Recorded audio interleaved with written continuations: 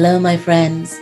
I'm Shay Marville. Welcome to the second season of Let's Talk, a podcast dedicated to healing and growing through conversations, stories, and deep listening. We are an alchemy of one another.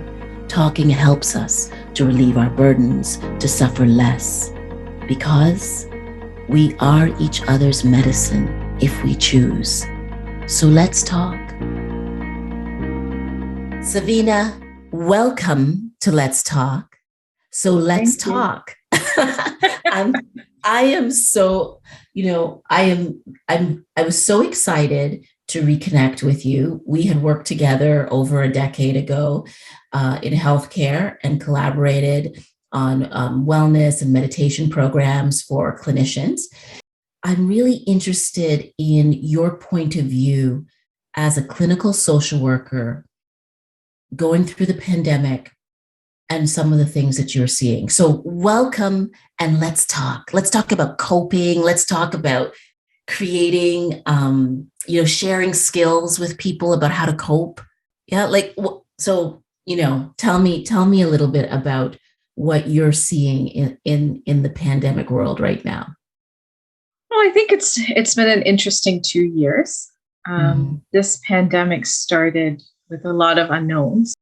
We were hoping it was going to be very short-lived, but it hasn't been. So It seems to be persisting. So it's definitely taken on a life of its own. And I think for a lot of individuals, a lot of people out there, initially, people were pretty non-reactive. They were really hoping that this was going to pass. This was going to pass. And then months later, it wasn't passing. But then, there was lots of different points in the pandemic where I think people were hoping, okay, we're going to have some breakthroughs. This would either die out or that the vaccines thing came up. But now 2 years later, I think everybody's struggling. And I think it's pretty much across the board. We all cope and manage differently. But aside from the pandemic, I think what's important to acknowledge is that life still has had to go on. All those other challenges that we all experience, whether there's a pandemic or not, those difficulties have surfaced as well or continue to surface, right? Savinna, what do you think the role of social workers are in a pandemic when it's so hard to find mental health support? I think that's a great question. And, my first reaction is that social workers, we operate an ecological systems perspective and a strength-based perspective. And during the pandemic, what was really challenging, I think, for a lot of people, for everyone, is the fact that we had to go into isolation. We had to distance ourselves. We had to contain ourselves. We had to contain our families, separate ourselves physically through activities. And that's been very, very challenging. And it's having an impact on people because we are really, truly social beings, at least through the lens of sociology and social work, is that our interconnection, our relationship with each other is valued, right? That we need each other in order to function in day-to-day society. So having that kind of disconnection over the last 2 years has been very challenging for a lot of people. So when they come to a social worker, our job is, how do you find connection in your life? That's a very powerful question. How do you find connection in your life in this period that we're living in? Yeah. And what we thought was a norm is no longer, the social gatherings, the family gatherings, the activities, our exercise, our gyms, the school environment, the school setting, our workplace environment. I mean, for most people, we are connected to some sort of organization or activity in our life. So now with this pandemic, we've had to make changes in how we relate and how we connect. So I think when they come to a social worker, it's like, okay, how do we find these connections And how do you find meaning? How do you appreciate those small things in your life that you probably before didn't take a whole lot of stock into? So you recommend that we start to look at what is working in our life and see if we can focus on those pieces. Yeah. I think recognizing all the small things maybe before we took for granted suddenly now has more meaning in our life. You know, so I think that's what maybe a social worker can do is really mapping out, okay, what was your life like before the pandemic? What are the Yes. changes that had to take place? And this is not a short-lived issue. It seems to be persisting. So what are the things right now in your life that you can find connection in? And for some people, because they had to live, in isolation, or they had to live on their own, and they've had less contact with the outside world through periods of the pandemic, it's like, how do you find connection to yourself? What can you do for yourself? How do you find meaning and connection in who you are and what you do? And be grateful for those really small things in your life. How do you do that? Like, what is the practical way of actually starting to value those things and assess them and see them as important? Important enough that it kind of helps you get through whatever you're experiencing in this moment of maybe loss or isolation, or not doing what you used to do. And whenever someone comes to me, I'll say, well, you've got to this point in your life, so obviously you have some skills, you have all kinds of things. I mean, a lot of people don't recognize or value some of their accomplishments and achievements in their life. We tend to focus on the negative. I mean, that's just kind of human nature. It's protective. It helps us assess our environment to protect yourself. So we tend to miss out on some of those small things that we have accomplished in our life, or sometimes even the big things. And often I say to clients, well, you are skillful. You do have some good coping skills. You do have some good problem solving skills. What have you done for yourself in the past that has worked and brought you a sense of purpose and meaning into your life, and allows you to be in the here and now? What do you define as a coping skill? A great coping skill is exercising. Finding the time and the space to exercise, to eating healthy, to getting good sleep, to engage in some sort of hobby or activity that brings you pleasure or brings you to living life in the moment. To feel connected to something you enjoy on a day-to-day basis. And it's not something that you're not going to, if you've never been a runner, you're not going to set maybe the goal to do a 10K. Right. But if you have exercised in the past when you're younger, a lot of us had a lot more free time, maybe, before we had busy careers or children, or when we were younger. And it's like, well, what did you do? And how did that make you feel? And how did you build that into your life at that time? And now that your life has changed, how do you find the space and the time for that? So that could even mean like 5-10 minutes a day. You're right.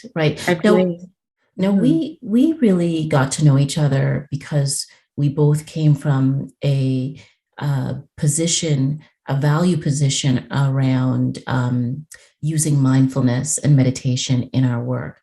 What role do you think meditation or specifically mindfulness has in trying to process what's happening right now and coping with what's happening right now and kind of living through this new era? Well, I think that's it's always wonderful to talk about meditation and mindfulness because we're both so passionate about it. Well, I mean, mindfulness is about being in the moment. It's about, setting the intention without judgment to be in the moment. as defined, by John Kabat-Zinn, who is always my go-to in terms of defining what mindfulness is. And the reason why it's so powerful is that our brain really struggles at being in the moment. It wasn't really built that way. We have the capacity to be in the moment, but we tend to focus on the past, or we tend to be preoccupied with the future. So by being mindful and being present, we're able to experience life to its fullest, no matter how difficult, no matter how painful life is. But it's when you're present in the moment, it's easier to find those small things in life that brings you pleasure, whether it's having a good cup of coffee in the morning, or having a 10-minute phone call with your loved one, or watching a good TV show, once a week that you look forward to. If you're in the moment, you are going to have, you're going to experience that wholeheartedly. You're going to feel the connection when you're doing those things.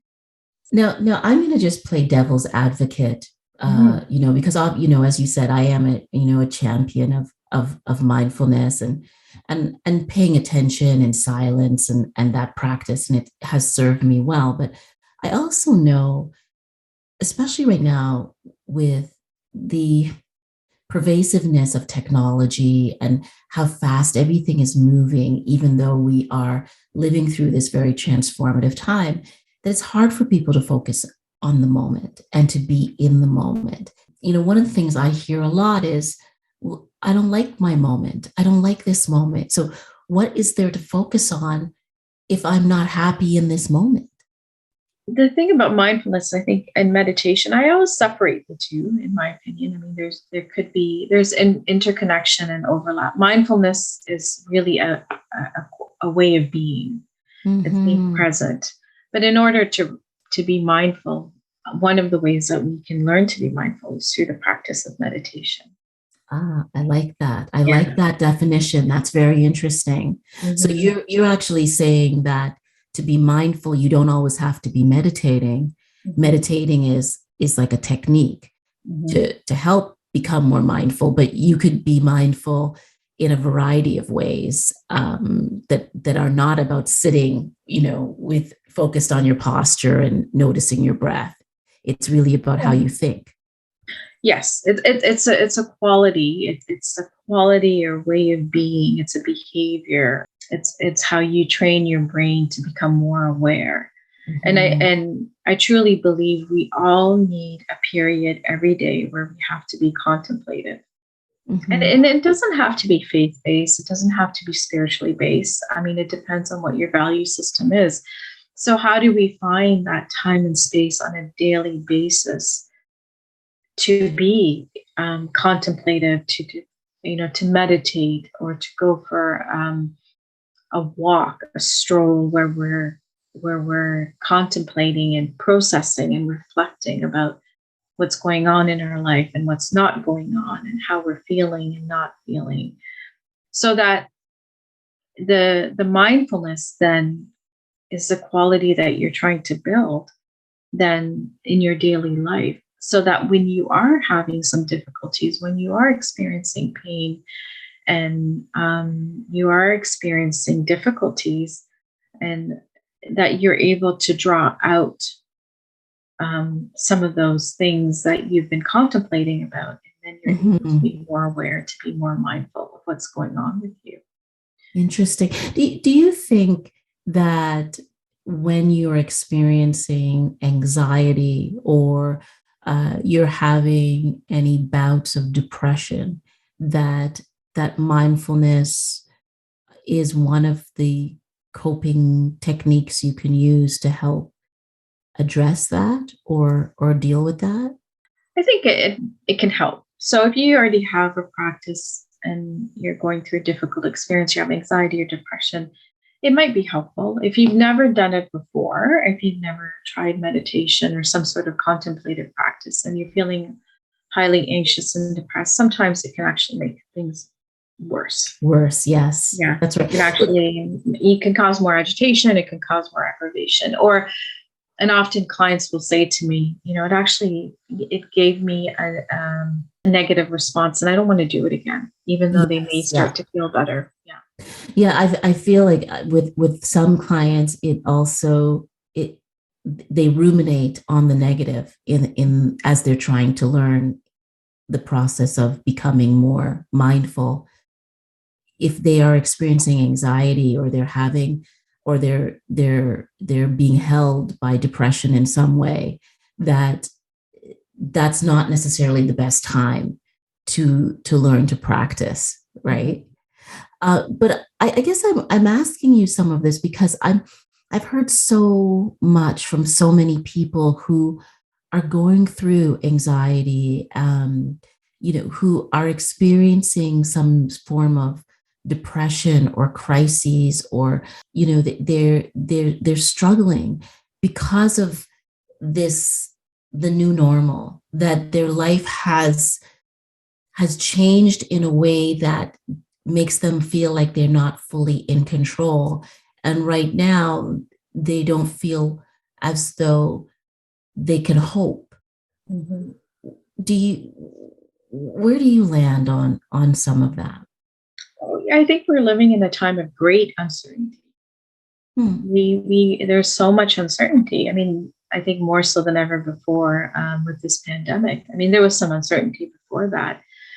Maybe not so much in this part of the world, but definitely in the rest of the world. There's been some challenges and difficulties, but this pandemic has hit us, where it landed on our doorstep. And yes, there is a lot of uncertainty. And we as human beings, I think, have a tendency to want to understand what our future is going to look like. And right now, we just don't know.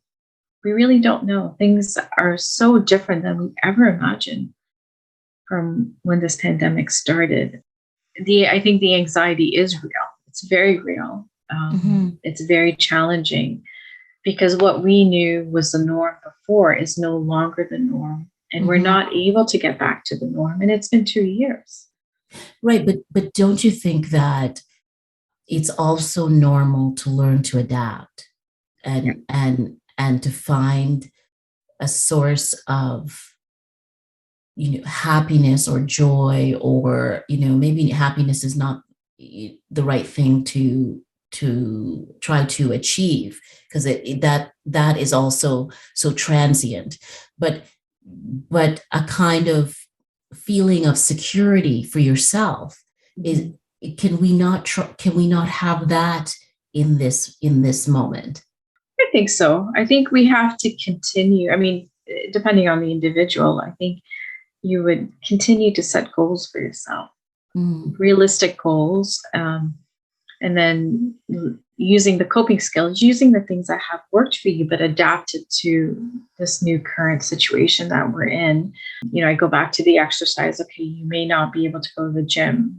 They opened up and then they might be closing. We don't know what's going on, but how do you incorporate these activities in your life so that you don't lose what you were doing before and adapt?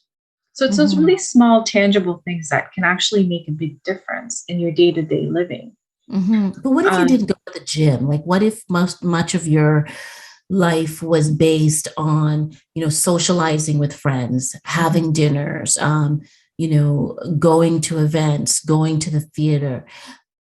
What do you recommend for humans who have been very extroverted and now feel like their life is sort of controlled by some sort of external external source? Yeah, and that's, it's like the $1 million question right now, right? But I have lots of clients, I have these discussions with, and I said, so what is it? So you're not going to be able to have a big family party like you did in the past for the holidays, like with 50 people or 100 people. So how do you then cope ahead and imagine yourself with your own immediate family? How do you make that fun? How do you enjoy that? How do you, find joy in the small immediate family gatherings or with a couple of friends? Yes. And how do you create that. It's not going to be the same, and it may never be the same for a while. We don't know. But then again, it's about, being grateful for the small things, Mm-hmm. for those smaller connections we have in our life, the ones that we are able to connect with, the ones that are still available and around, that we can continue to connect with. And then how do we take great pleasure in those smaller get-togethers? And for some people, I know it's been really challenging because they've only been able to get together with people on Zoom. Mm-hmm. You Mm-hmm. know, so how do you find connection in the one-to-one relationships in your life? And some of that is I think is coping ahead. So, I always say to clients, look at your calendar for the next couple of days a week. I mean, you don't want to overbook yourself, but every day do a few things for yourself that will bring you some joy and pleasure. And if you are one of those social people, not everybody is, and True. you need to connect with people. Do you, right now the stores are still open. Do you set, a one day a week where you do certain activities that you enjoy and you take pleasure in? And it could be as easy as even, going to the Tim Hortons with one friend and having a cup of coffee, Right. or to Starbucks, or a dinner, Yes. yeah. Do you think it's challenge? Like, do you think that it's also about learning to be with yourself, learning to have and to see the pleasure in being yourself? Do you Mhm. think that's a struggle for a lot of people? I think so. I think it's a real struggle for a lot of people to be alone. Mhm. It can be very lonely if you are living alone, or especially in this pandemic. But you don't want to be alone for long periods of time. That can be very challenging as well. So it's finding the balance. So when you are alone, what is it that you need to do for yourself, the self-care, whether you are listening to music, reading, poetry, right, journaling, or doing, people tell me they have all kinds of amazing hobbies and that they do, Right. going for a walk by themselves, and finding again the space and the time to do that, and making the effort to do it. And then eventually, the more that, it's like anything else, I always say, the more you do something, our brain learns to adapt to that situation, to that environment. Right. Do you think that the role of social workers has changed because of the pandemic? The role of social workers in our general society has changed because of having to go through this transition? I'm not, honestly, Jay, I don't know if it's changed, but I do think social workers are more accessible. There's more social workers that are available in private therapy than ever before. Mm-hmm. And so I know there's some people have had difficulties accessing services in the community, especially with the shutdown and the restrictions and so on. So I think people are reaching out to social workers more to get through some of the challenges that's been because caused by the pandemic, and as well as some of the mental health issues around anxiety and depression that has risen over the course of the past 2 years. Well, I'm just going to be very frank about it. I believe that social workers have a very essential role to play in every part of our society, and I think they're more accessible, as you said. They're more accessible than psychologists and psychiatrists in many ways. I know quite a few people who have had experiences with the mental health system and have had a really hard time over the last 2 years getting help or getting support, especially for teenagers, for adolescents. And I always recommend to people when they call me and they say, I'm having difficulties. What would you recommend, or could you refer me to a doctor? I always say, have you tried talking to a social worker? Mhm.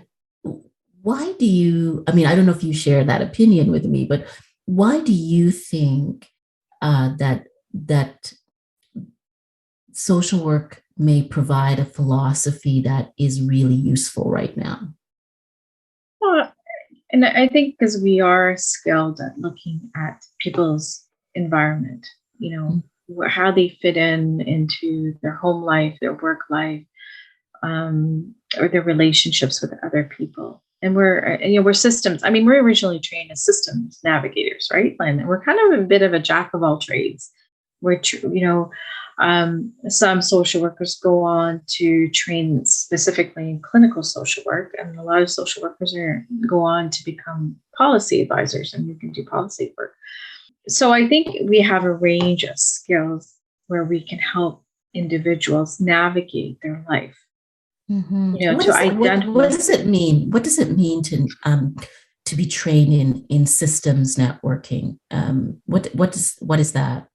So accessing resources in the community, accessing services and resources, kind of do the bit of that brokerage. Well, okay, if I have clients who are maybe 55 plus, considered they can access senior services in the community.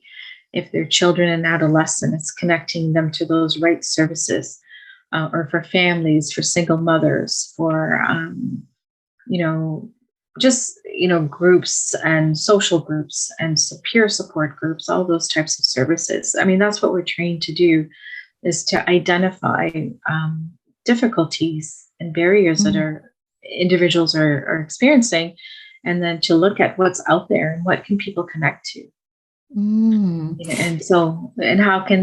how will these things help them improve their mental well-being, and how can they access these resources? How did you get into social work? How did you get into it? I started working in the field even before I studied it. So it was, like a job that I worked in group homes with children and youth, and I was in, I think, grade 13 looking for work, and I started working with kids and adolescents. I spent the first 10 years of my career working with children and adolescents. And then when I did a child and youth work degree, or diploma, and I wanted to keep building on my career. So I went and did a degree in anthropology and social work and started working in adult mental health. Really enjoyed it. I learned a lot about human nature, human condition. I think what it taught me is, as we're extremely resilient people, human beings are extremely resilient, but we can also be very fragile. We can also be vulnerable. And the balance is knowing that when we are feeling vulnerable, that it's okay to be vulnerable. Everyone has periods of vulnerability in their life and difficulties. I mean, life does not occur without difficulties. There's no way. Pandemic Amen. Or no pandemic. Amen, sister. Yeah.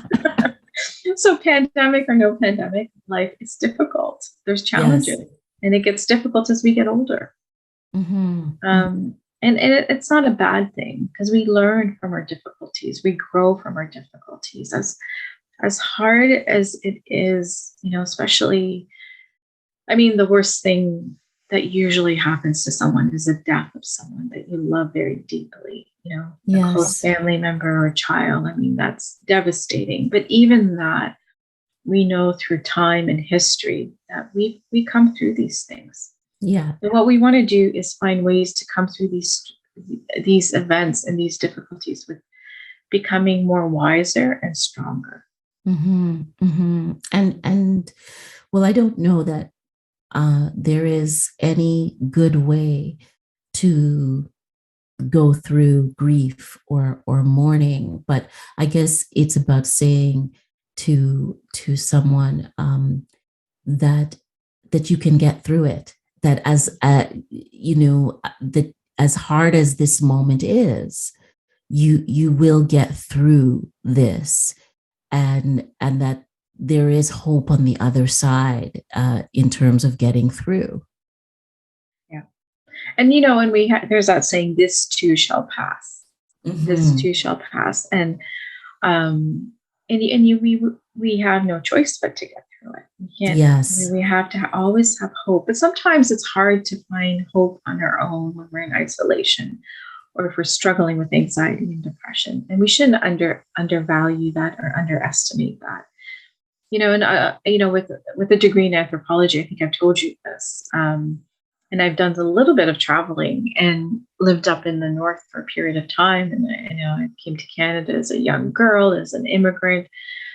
So I lived in a couple different cultures. And, Mhm. one of the difficulties, I think, is that we don't have to go through anything alone.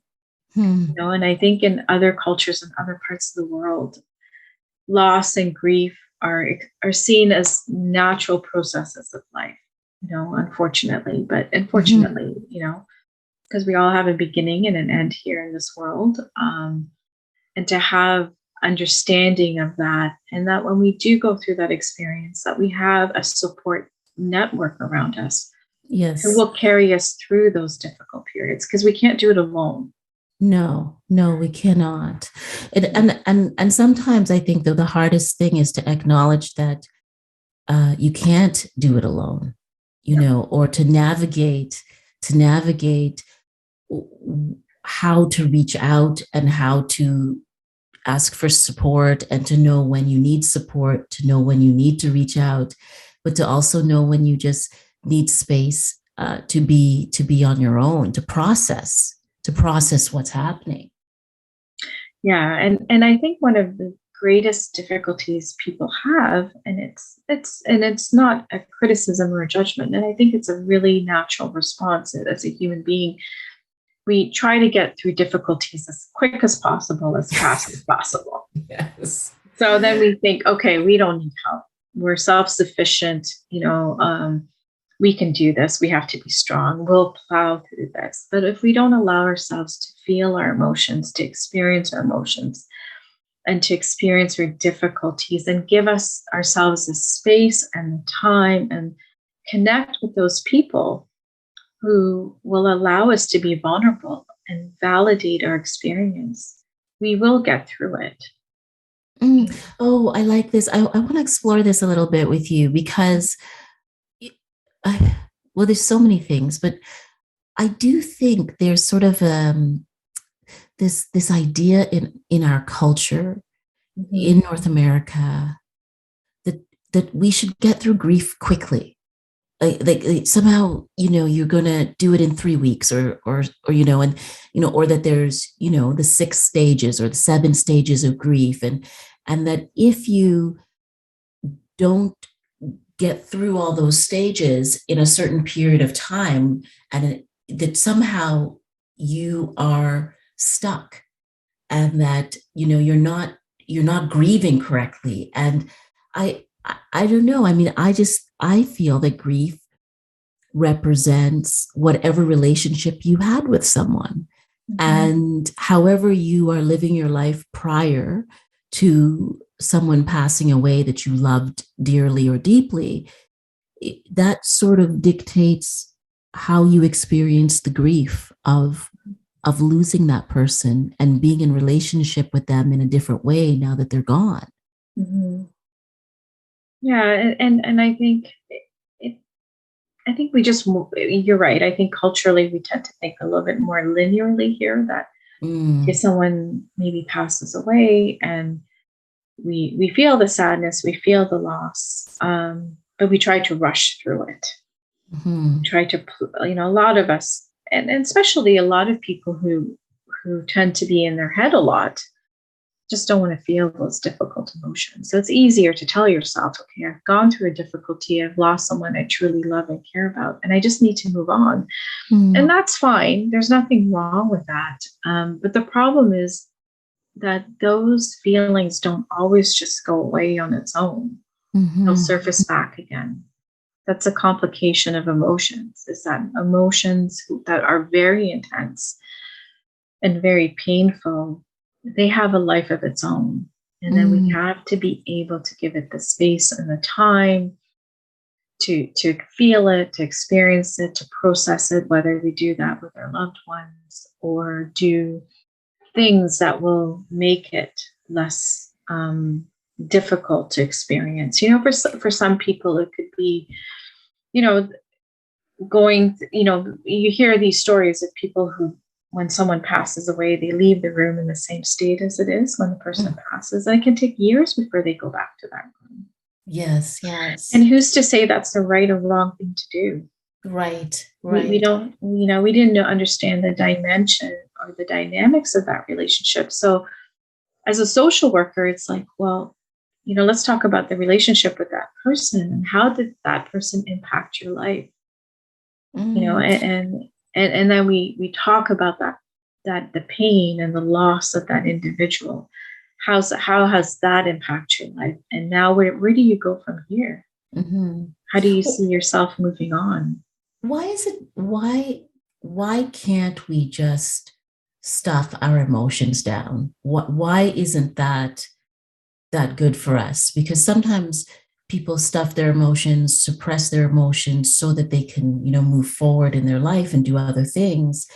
And you hear people say, I don't want to give in to those emotions. But then Mhm. those emotions seem to find a way to surface at some other point. From your point of view, why is that? Like, why does that happen?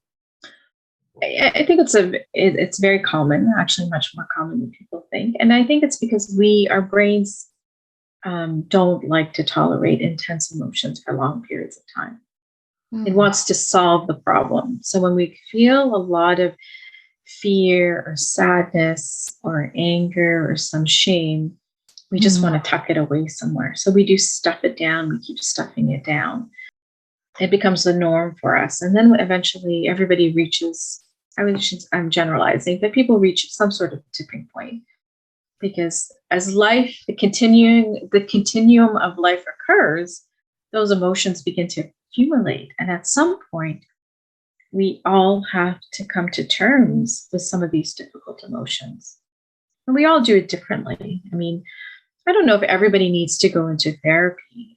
Certainly, therapy seems to help, but I think we're living in a society more where we're very driven to be very goal oriented, to Hmm. really push forward and accomplish those things that make us feel good on a material level, and in our careers and in our workplaces, and we're very focused on how we're functioning, and less so focused on life experiences. Hmm. So the more that we tend to be, focus in our minds and tend to intellectualize and focus on that, we give less weight to our emotions. And there's a Hmm. tendency to stuff it down and stuff it down, right? Because it gets in the way. I mean, I think the fear of emotion, what I've learned in my 30 years of practice, is that emotions are messy. They're so messy, right? They're all entangled together of what's happened in your past, the relationships, our goals and our dreams, things that we wanted that didn't happen, and then things that happened that we wanted so badly. And then we think, okay, if I hadn't stayed focused and stayed on track and I let these emotions get in the way, I wouldn't be where I am right now. Right, Our right, minds are so powerful, you know. right. I feel though, as you know, I lost my mom, and I know that Mhm. you went through an extraordinary loss with your partner at the Mhm. beginning of the pandemic. I do feel that as painful as it is to lose somebody that you love, I do feel that I've learned so much since my mother has passed, Mhm. uh, that the pain of losing her, yes, it has been, it's been terrible, but it's also been enlightening. I've also learned about some things like vulnerability and love. And I would prefer for her to be here and to have not, to not know those things in a way. But at the same time, I do feel expanded by knowing that that pain, or the depth of that experience. And I feel as though grief is an incredible learning space, but we don't talk about it as such. It's because it's so painful. I Mm. think I think if we a year ago at this time, I probably wouldn't have been able to have this conversation with you. But after a year, and And I had to get some grief counseling myself Mhm. to really Mhm. process that experience, like what happened, because it happened really quickly. Mm. His passing, my partner's passing, and I think what I learned the most, and I'm still learning, I still have to go back and think about how did this really affect me in my life. And the way I look at it is that what can I learn from this experience that I had in the relationship I had with him, Mhm. and his illness, and then his passing. And one thing that I learned is life is very short, Mhm. and we really, really have to think about that and live our life wholeheartedly and truthfully, Yes. and experience life for all the good that it has. And I know it sounds so dreamy, it's like, but for me, because as he was getting really sick and passing away, Mm. um, and he was young because he was only 51, I think what really stayed with me is, and the things that we talked about are things that he had wished that he had done.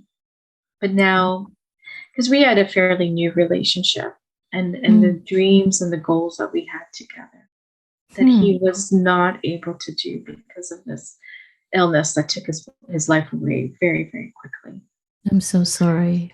Yeah. And he was a very thoughtful, deep, intellectual man. So, Mhm. we had these beautiful, wonderful conversations, um, but left me with incredible courage. He left me courage to go on with my life and to live Yes. my life in a way that I could be my best self. And what gift is that? You know? It's a gift indeed, and I think you are so courageous because you're raising your daughters, and you have a practice that you're building, and and a job, and you teach at McMaster, and you're doing, and you look after your family, and you're doing so much. I mean, it's incredible to know that you could take that you can grow from that loss, and that's exactly the piece that I find fascinating about grief and loss, is that the immediate belief is that when you lose someone, you've lost that person and what you had with them. But then it's almost as though this invisible part of you could grow, Mhm. that in which you become wider and bigger because you're so aware of the fragility of life. Mhm. Yeah. The fragility and the resilience. Yeah. Mm, That, yes. yes. And, you know, difficulties happen, and sometimes they're not fair. I always say to clients, we don't pick the family we're born to. We don't even pick the country we end up landing in. And certainly our children don't pick us as parents. That's great. So it's hard to know, but how do you find purpose and meaning in all of that, and make your best life, and keep moving forward? So, and to be fair, Jay, I have to mention this because I have a strong connection to my faith. I Yes. grew up in a from a very diverse spiritual faith-based background. I was exposed to multiple belief systems at a very young age, and I'm truly grateful for that. A lot of Where people would where did you say, grow where did you grow up again? I grew up in Mauritius, a little island off the coast of Madagascar, in the middle of Mm, the Indian Ocean.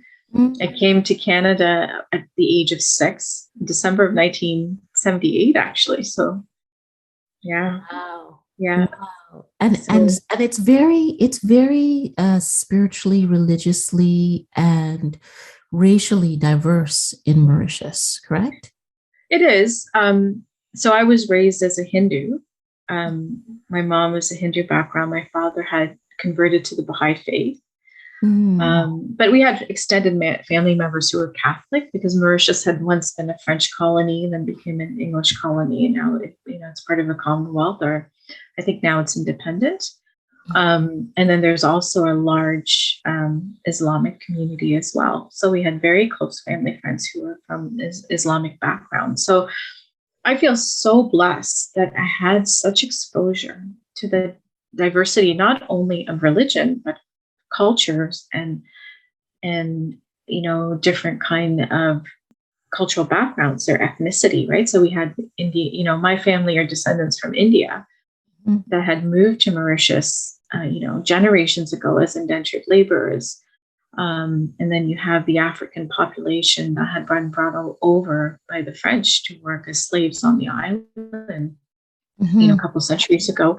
And then you have the Asian merchants that came in from China, Korea, all those places, and eventually migrated to Mauritius to work on the island. So there was and then you have the French, the French community, the descendants of the French, and then a little bit of the British. So culturally very rich. I mean, we had French bakeries all over the island, along with, the street vendors, the Indian street vendors. Yes.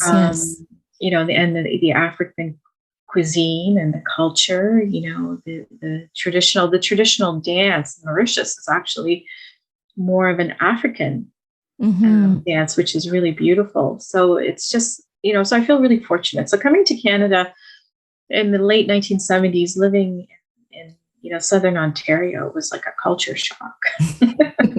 Not like it was. Yeah, and we were probably the only ethnic family in our area for a long time, and I didn't speak a word of English.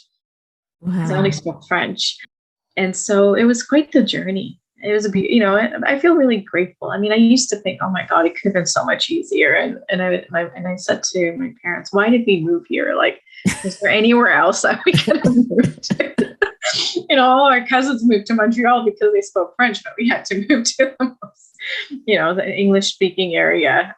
So anyways, it's my faith though. And when I came to Canada, so going back, I started going to Baha'i children's classes, which I really enjoyed. I loved what attracted me to the Baha'i faith, because I really had the choice and the option, because my parents were from different, were practicing different religious practices at the time. And what attracted me to the Baha'i faith was the concept of the oneness of humanity, the oneness of religion, the oneness of God, that there's just one true creator that we can all connect to.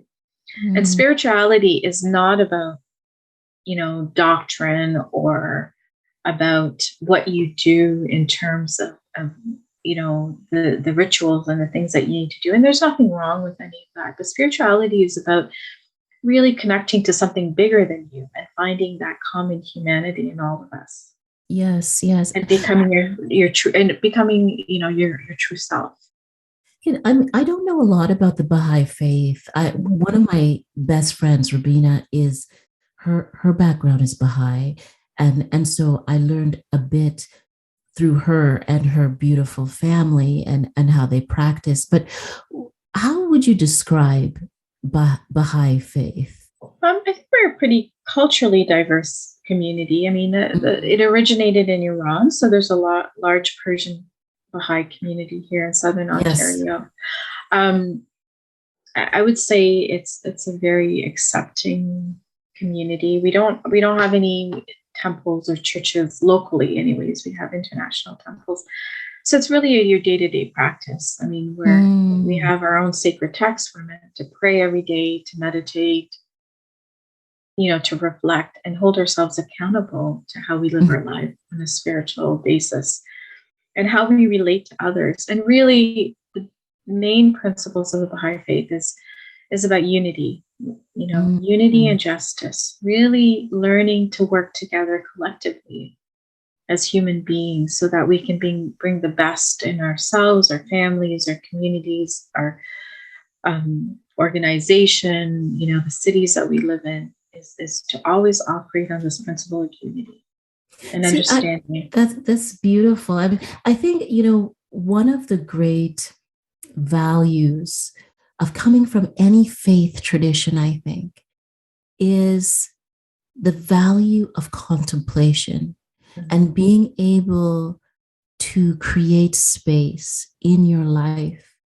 to contemplate the scriptures or the text or to pray or to practice silence. And, it's one of the things that makes me feel like I feel so grateful even though there's a lot of criticism of religion, and different religions, and there are all these terrible things that have happened, influenced by religion, but at the same time, there are all these books and texts from all these different backgrounds that are about being a better human being, and about contemplating suffering and learning to sit with the things that are painful. And I actually feel that this is a very hopeful time that we're in, even though we're going through this transformative time, informed by the pandemic. I think that it is the first time that sort of globally, most of us globally are aware of the same narrative. We're all aware of this wild and crazy pandemic that keeps going on and on and on. And we're all trying to figure out life within it. And I don't think there's ever been a time in history where we've had that. And the reason I think that's valuable is that for the first time, we all know something of each other's story. And I think that the role of faith and learning to focus on what you have that's working, I think that is a very useful process to healing and to coping with the things that we're suffering. Yeah, and I would agree. And I think if the contemplation piece is key. I really do. And it's forcing us to be more contemplative, to really think about who we are, how we relate to ourselves, and how we relate to the world. And I think that's what this pandemic has done. And whether you do it, the meditation from spiritually based, or you do it from doing a stress management, technique or intervention, it gives our brain the ability to pause, to reflect, and to connect to those difficult emotions. So to kind of circle back a little bit, yes. Our brain needs that time to connect to the emotions. Say it again, because I think this is the, like, oh my God, this is the piece. This yeah. This is because for so many people, there is, don't talk about it. Push it away. You don't need to dwell on that. When there is a part of what we are going through that requires some dwelling, no? Yeah, and I totally agree. We do. We need that. We've always needed it. And but this pandemic has forced us to do it. Not all of us, but I think it's not all of us. I after my partner passed away, I spent the whole winter every day walking with a walking partner. And that was my time just to breathe cold air into my lungs so I could feel energy going into my body. And that to me was contemplative, because our brain, it just needs that. It needs that time and space. And sure, a lot of religion, a lot of faith will say we need to pray, we need to meditate, we need to be contemplative, but but we don't have to do it from that angle, but to do it, to find that time just to reflect on how we're feeling, what we're thinking, what we want, what we don't want, what's working, what's not working, is like, to find that space every day. I was listening to Robin Sharma. I'm sure you.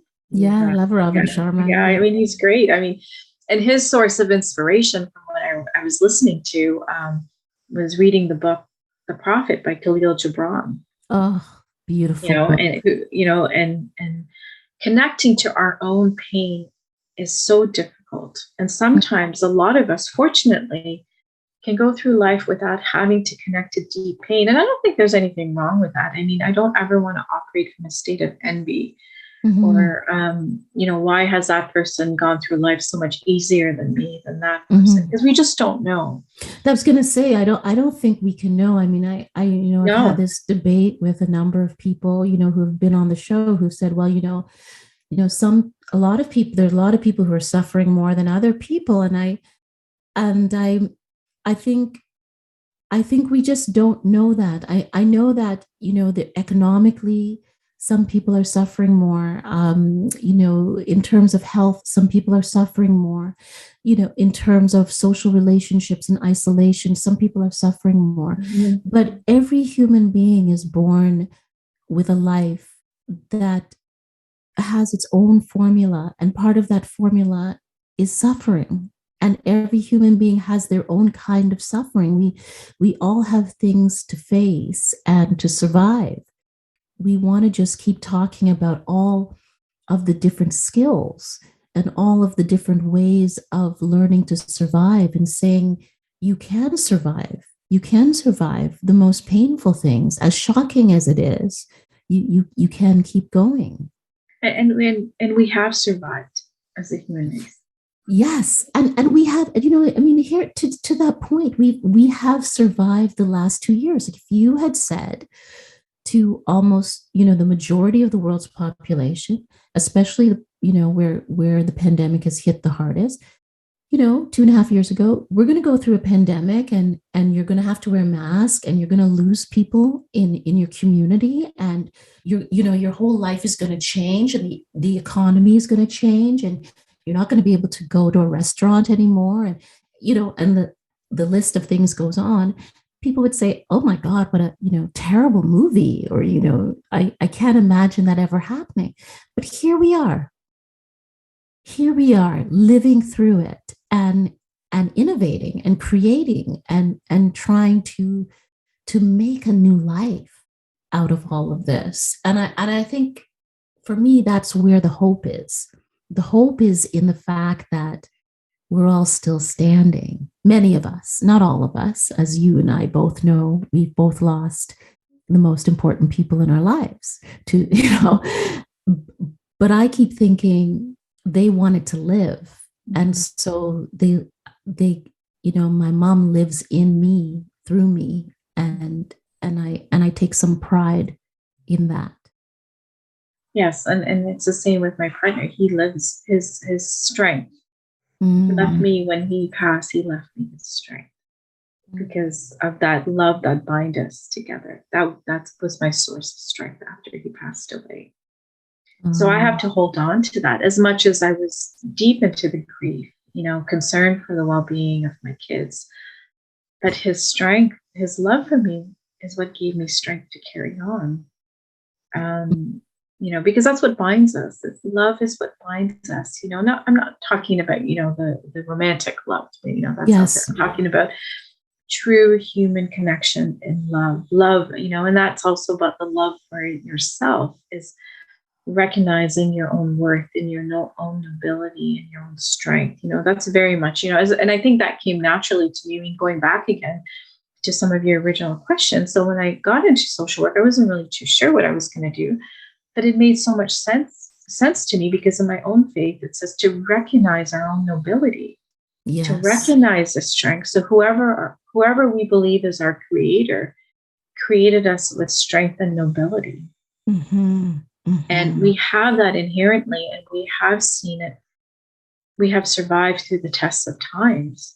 Yes. And we will survive this again. I don't know what it's going to look like. I'm not saying it's not going to be without difficulties.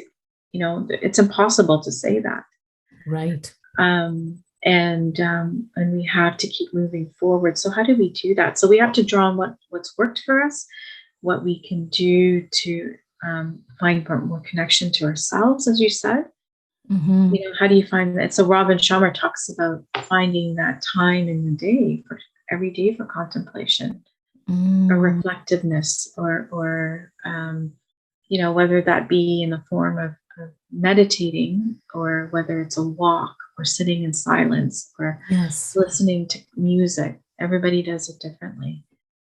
Do you have, before we go, are there 3 things that you would recommend that people do right now to cope and strengthen themselves as they move through this moment?